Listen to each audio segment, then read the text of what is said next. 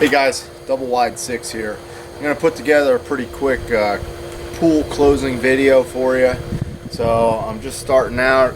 I got the air compressor hose out here, and I'm going to basically take you through the process in a short, concise video showing you the way I close the pool. So I'll start out with a couple tips for you guys. First of all, you want to make sure your water is balanced before you close the pool. As you can see here, my water is pretty much crystal clear. That's the way I like to keep it throughout the year. First tip I have for you is, if you look at the skimmer, what you can do is, prior to closing, you can get your pool level a little bit lower in the skimmer, like down towards the bottom. Then you won't have to drain out as much water. And I'd also recommend trying to close the pool when the temperature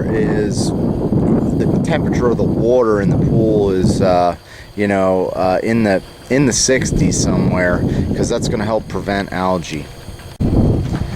So Wednesday evening, prior to closing the pool, today's Saturday afternoon, I brought the pool up to shock level, and I had it up there for at least a day, and I let it trickle down, and now it's back into a good free chlorine range.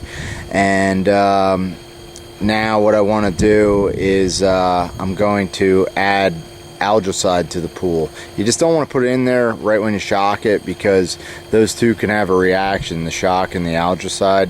So I wanted to make sure that doesn't happen. So I've already added algicide this morning, and I have that mixing in right now. Before you close the pool, obviously you want to get all the leaves out. You can see I have my automatic. I got an Aquabot Fury running. I actually have a video on that if you're interested, but I threw that in. There were a lot of leaves in the pool this morning, and as you can see, that thing does a good job, because those leaves are just going to cause algae and problems and stains. So you want to get all that stuff out before you even start. First thing I'm going to do is remove the ladders. So I have that railing there and a ladder there, and I've been leaving them out. I used to put them up in the attic, but that's a pain. I just hang them right by the fence there, or right over the fence. They're kind of hidden, and no issues with the weather with those. I'm now going to take the water down, so I'm going to pump it out of the pool, and I'm going to get it down below the returns. About 2 to 3 inches under the returns should be good. The next thing you want to do is go around the pool and loosen up all the eyeballs for your returns. Take all these parts off each side of the pool. Now we're looking down into a skimmer. For the skimmer, you want to remove the basket and also the flap. So you can, there's usually some tabs on the side depending on your brand or model, and you can pry at the ends, and it should pop loose for you. I usually take all the little eyeballs and stuff and throw them in the skimmer buckets for next year. So as you can see, I've pumped down the pool. It's a little bit below the returns, and we also have the cap sitting here. One of the first things that you want to do is drain out your sand filter before you begin closing your pool. So once you pump the water out, you want to open that up. You can see it's still dripping. It takes a while to get all the water out of there. Okay, so now we're ready to blow out the lines. As you can see, I have my air compressor hose out here. I've also put in a 1/4 inch air compressor fitting, and we want to blow out the shallow skimmer first. You just pick them, do one at a time. So if I look here, this one's the deep end, this one's the shallow end, so we're going to turn off the deep end valve. So now that that's turned off, we're going to blow air, and it should go right through the shallow end skimmer. I'm also going to turn off the return valves too, to give us a little more pressure. So once you have air going through the pipe, you'll see bubbles, and now what we're going to do is we're going to turn off the other end of the valve, and we'll see the water recede back into the pipe, and at that point we're going to add our antifreeze.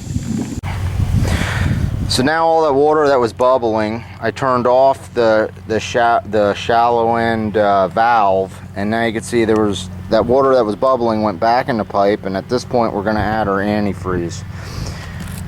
I usually put in either half a gallon or 3/4 of a gallon, and you want to make sure that it's boat antifreeze or swimming pool antifreeze, not automotive antifreeze.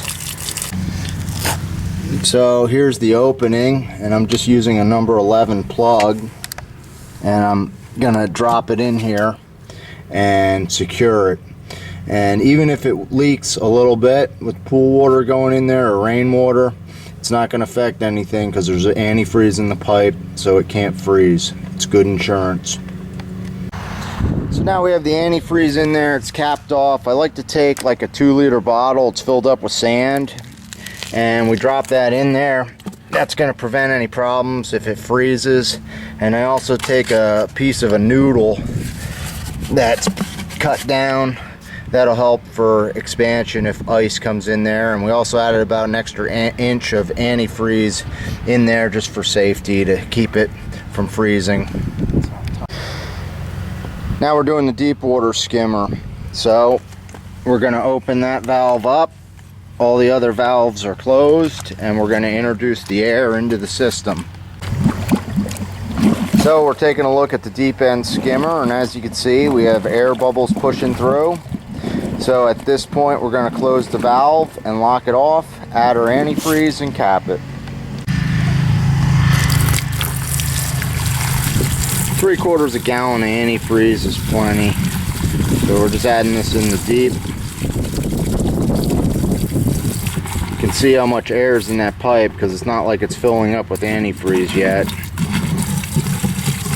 So even though there was water in there, there's only about a gallon of water in that whole pipe.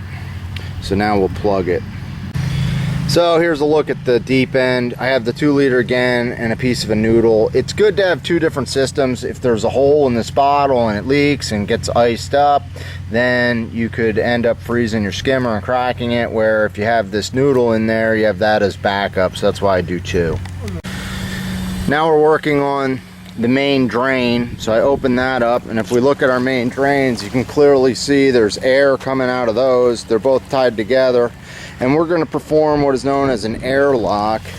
And basically we're pumping air in there, and now I'm going to turn the valve and shut it off, and that creates an air bubble in that pipe, so the water in the pipe has time or room to expand. So now we're going to go on to the returns. So now we're working on the shallow end return. Everything's closed except for the shallow ends. Basically we're going to pump all the water out of there. As you can see, it's blowing the water right out of the pipe, and that's what we want. So to add the antifreeze to the shallow end, I'm using a funnel with a hose extension. So if you have a curved funnel, or you can make one of these, and once all the water blows out of the return, you can add the antifreeze. So now we're going to cap off this return.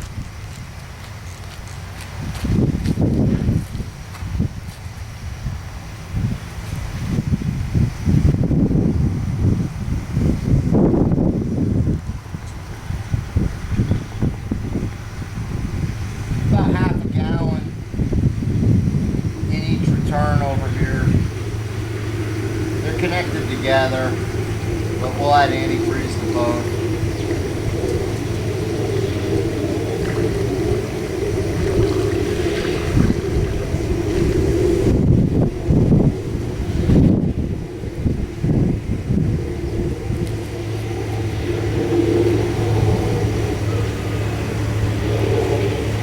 Take the wrench and snug that up. We're on the deep end returns. A little tip for you is if you cap off one of the returns temporarily, that'll give you a little more air pressure. So I'm blowing air through here, but by capping that off temporarily, that'll force out any remaining water, because those 2 pipes are tied together.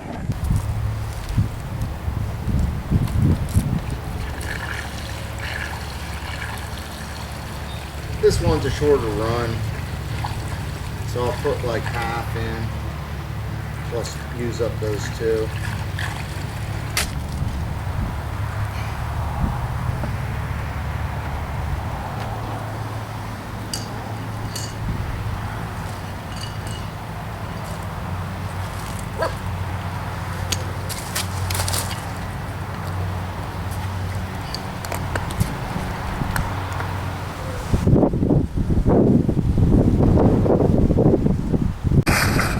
Alright, so now we're back at the steps, and as you can see, we're blowing them out here, and we're just going to cap them off.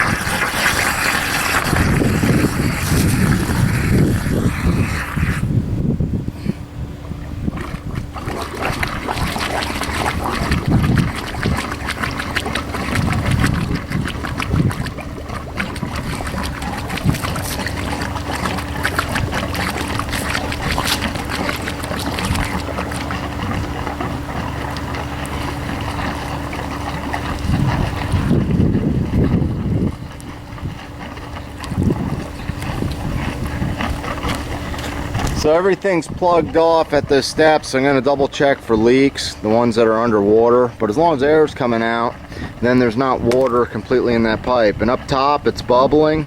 I'm going to add antifreeze to that and we'll cap it off. So right now I'm going to turn off the valve, and when the water subsides in there, we'll add antifreeze to it and cap it, and that's it. So I put the cover on. This is one of those spring-loaded stretch covers. It has a drain in the middle. Rainwater can filter through. All I could say about putting this thing on is it isn't easy. My dad and I did it. It took us about a half an hour, and that's what it usually takes. Start at one end and just try and work all the way around. Try not to get it wet. It's really the type of thing that 3 or 4 guys would be able to do pretty easily, but for 2 it's really tough, and if you ever get water on it, it weighs a ton. The only other thing, I put carpet underneath the cover right here because it tends to wear out a little bit because there's a little corner there where the steps are. So I just have a piece of carpet folded in half, and I put that under each edge of the steps there to help protect the cover.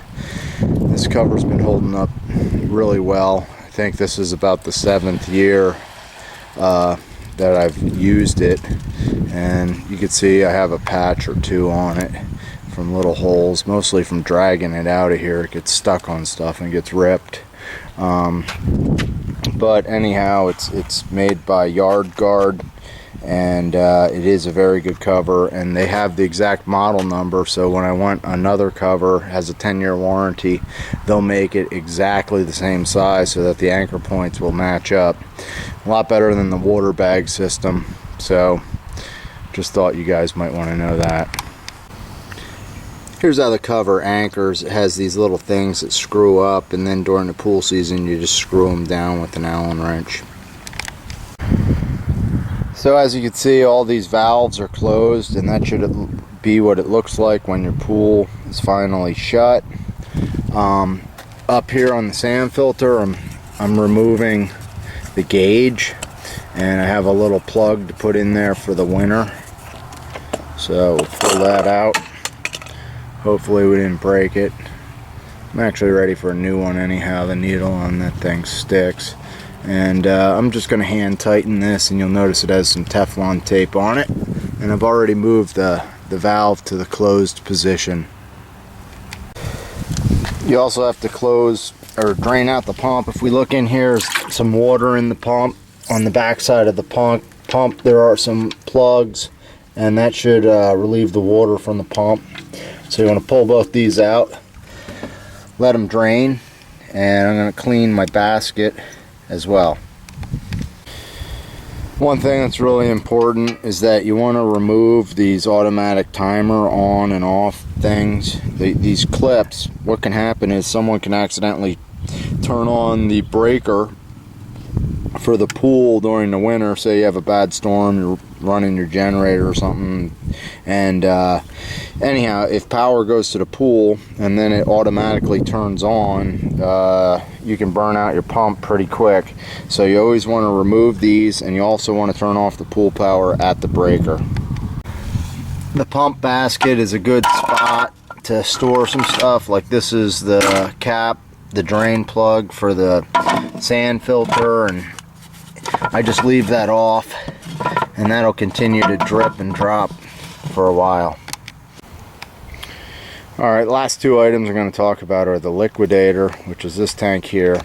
That adds bleach to the pool. I don't use that, except I do use it in the beginning of the year when I'm trying to establish the free chlorine in the pool. But generally I use my saltwater generator, and basically that's what adds the chlorine in my pool. I'm not going to do anything to this thing to winterize it. It just stays on there like that. And this unit here, I'm actually going to take a contractor trash bag, cover it up just to protect it a little bit. And this liquidator, I left it out last year. I just dump half the water out of it and let it sit, and it should be fine like it was last year. I also like to take my Aquabot here and just soak it in water, and that'll clean some of the chlorine off of it. It's good for the plastic. I always do that a couple times a season usually. So I'm Double Wide 6. Hopefully you enjoyed this video. If you liked it, give it a thumbs up so other people will be able to see it. And just to let you know, I'm giving you an update on my outdoor pool radio. It's been the first full season, and it's been flawless. Never had any issue with it, except we did have a bad storm and I lost all my radio station channels, so I had to reprogram it. But besides that, it's been working great. So thanks for watching, and hopefully you learned a few things. See ya.